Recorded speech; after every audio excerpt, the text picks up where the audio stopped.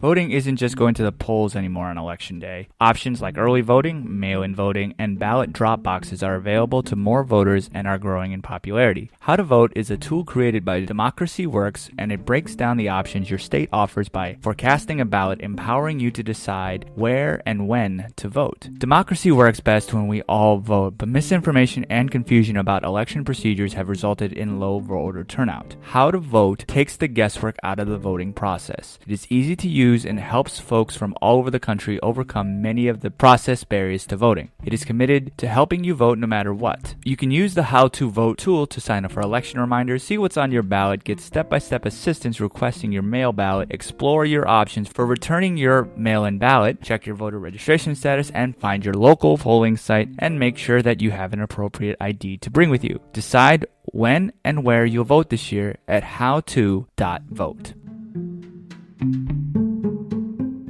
Hello and welcome to the formal review. Today, we will be looking at the 2018 film Christopher Robin.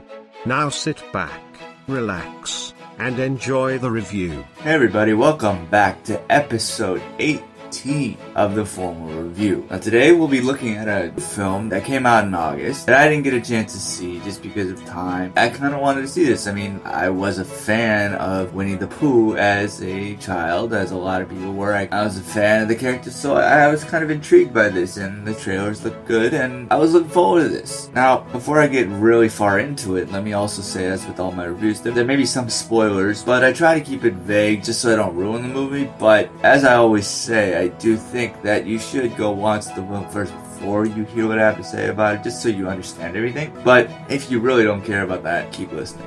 So Christopher Robin is a fantasy comedy drama film that was directed by Mark Foster and written by Alex Ross Perry, Tom McCarthy, and Allison Schroeder. It's obviously inspired by A.A. Milne and E.H. Shepard's book, Winnie the Pooh, and it is the live-action/CGI adaptation of Disney franchise of the same name. It stars Ewan McGregor as the title character, along with Haley Atwell, as well as the voices of Jim Cummings and Brad Garrett. Jim Cummings, for those who don't know, was the original voices of a lot of the characters. So this movie starts off with recapping some of the events in Winnie the Pooh's history, and it slowly shows that Christopher Robin has been getting older, which obviously is a issue that the original stories dealt with, because Christopher Robin is a child who is growing up, and in this film he grows up and goes to boarding school. He eventually meets a woman named Evelyn, played by Atwell, and has to go to war, comes back, and he starts working at this miserable job, Winslow Luggage Factory. He starts working too much and starts neglecting his family and his daughter, Maddie, played by Bronte Carmichael. And then Pooh wakes up one morning and has trouble finding his friends. So he seeks out Christopher Robin, but Christopher Robin initially doesn't believe that it's him, but he eventually accepts it, but he starts treating it just another problem that he has to try to solve, but he doesn't have the time to do so. And I think the main people that are going to like this film are people who enjoyed the Winnie the Pooh series beforehand. And I say this because there's a lot of small little references that if you're not a Winnie the Pooh fan, you won't really get. For example, there's one time where Christopher Robin gets caught in a small hole and he says, "Oh, this is what this feels like." And obviously that's a reference to Winnie the Pooh getting stuck in it in one of the stories where Winnie the Pooh is trying to visit Rabbit and he gets stuck in the hole. And it's small little things like that that I think that because I was a fan, I enjoyed. I thought that everything is fairly pleasant. McGregor, I think, is pretty great as an adult Christopher Robin. I think that he works very well as this character. I mean, he's always done fairly decent in roles. You see him growing from this kind of neglecting father figure to this guy who just starts to enjoy life because he gets reunion with his old stuffed animals. And I think they look pretty decently too, even with the special effects. I liked it because it kind of added age to them. The personalities are there. I think Jim Cummings does an amazing job with some of these characters, and McGregor interacts with them with a very good amount of joy. I think Brad Garrett does a good job as Eeyore. Obviously, Eeyore represents a very sad character. I think Brad Garrett is the perfect voice actor. He has some really great lines. They're pretty hilarious because they're fairly pessimistic, but it makes sense because of who Eeyore is. The music in this film fit the tone of the film very well. I felt very nostalgic watching this film. I thought the effects looked very good on the Winnie the Pooh characters. They made them kind of look like they were stuffed but aged, and I think it worked fairly well. This film shows a very decent message that work isn't all that matters in life, and you should take time out of the day to enjoy yourself. And that's a very decent message, but unfortunately, it's not a new message that's been come across. Look back at Spielberg's Hook. That was this very similar idea, but I think that worked well because I think it was a very good idea of being the opposite of what the original Peter Pan had shown. In the original Peter Pan, it's all about not wanting to grow up, whereas in obviously Hook, that's exactly what happens. And because it's a character that has been obviously pushed to not wanting to grow up, what happens if he does? I think that that's a very interesting concept. The difference between that, I felt that this film tried to push the fact that he was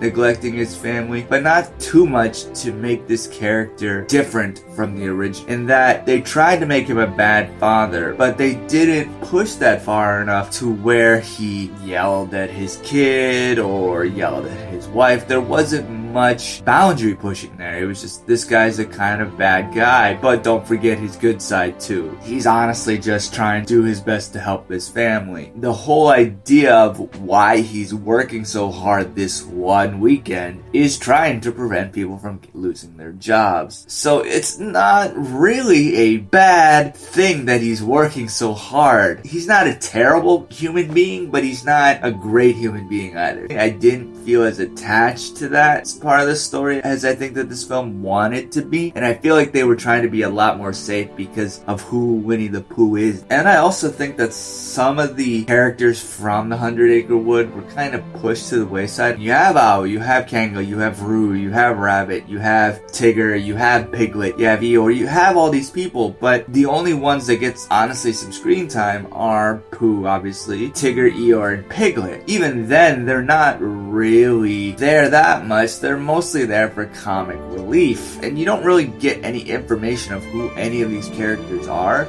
All you know is that they live in the 100-Acre Wood. These are not imaginary characters. These are real characters, and when they come into the real world, anyone can hear them talk. And then that fish out of water thing wasn't really pushed very hard. If you're in the mood for a movie that will make you feel good and you don't feel that you wasted your time watching it, this movie is exactly for you. It has that Disney magic. Again, if you were a fan of Winnie the Pooh as a child, you will go down a very nostalgic lane with this film. Ewan McGregor's decent, and Jim Cummings as Winnie the Pooh and the other characters I think is very, very good for what this film does, which is telling a very simple story. Now, the story part of this film is where I think the film kind of falters a little bit and makes it almost a little bit forgettable because there's so much other avenues you could use to watch Winnie the Pooh. This isn't the best one. The question is, will you watch this again or perhaps buy it on Blu-ray? I know I wouldn't, but frankly that may be just because I'm an adult watching a child film. But I do feel that Pixar and Paddington Bear did these types of films much better, and they're more enjoyable to adults and children, whereas this only enjoyable to all previous fans of the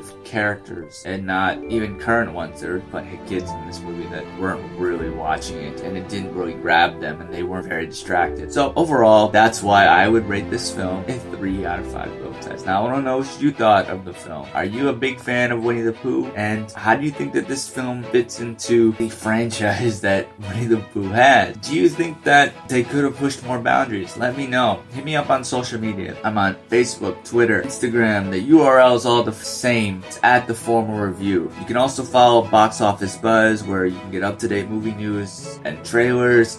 I also do some retrospective reviews on there where I look at older films. As with all my reviews, I have music in the background. Bring attention to the music and or score of the film. Today's background music was made by Jeff Zanelli and John Bryan on the Christopher Robin original motion picture soundtrack released by Walt Disney Records on August 3rd, 2018. I do not own rights to this music, but I do think that it should be advertised as being a significant part of the film. I want to also also, again, thank you guys for tuning in to the formal review. I wouldn't do this talking with the films if no one was listening, so I really thank you guys for tuning in. So you never miss an episode. Please subscribe wherever you listen to podcasts. I am now on Spotify, so you can definitely listen to the reviews on there, but I'm also on Google Podcasts, iTunes, Stitcher, really wherever you listen to podcasts. And I'm always looking to grow and improve, so if you have any thoughts of how I should do that, please leave a review on those websites, and I'll try to improve and make this better for you guys.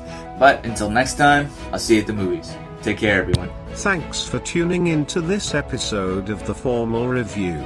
We hope you'll join us again.